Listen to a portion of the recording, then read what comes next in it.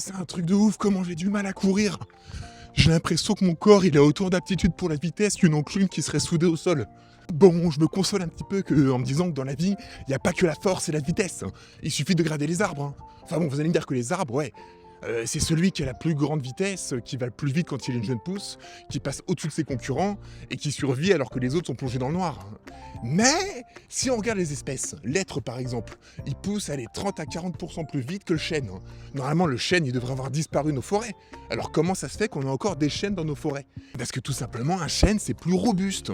Donc si jamais il y a par exemple de la foudre, bah un chêne qui se prend la foudre, c'est pas grave, il va cicatriser, il a de l'écorce solide et il va passer à autre chose. Tandis qu'un être, même si un être il se prend pas la foudre directement et qu'elle tombe à côté, eh ben il y a de fortes chances qu'il y passe quand même, juste par les racines, par l'électricité dans le sol.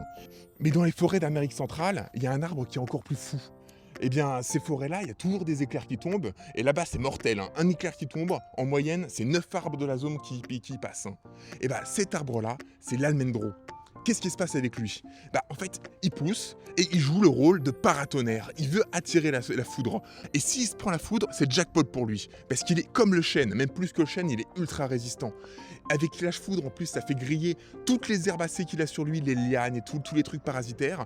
Et autour de lui, tous les grands arbres, ils y passent aussi. Parce qu'ils sont foudroyés par le sol. Et comme ça lui permet de survivre plus. D'ailleurs, il y a une stat qui a été faite dans une étude de 2025, là, qui dit que cet arbre-là, ça a multiplié sa reproduction par 15 quand il se fait frapper. C'est quand même ouf. Tu te fais frapper par la foudre et ça te réussit. Donc voilà, on va remettre les pendules à l'heure, là.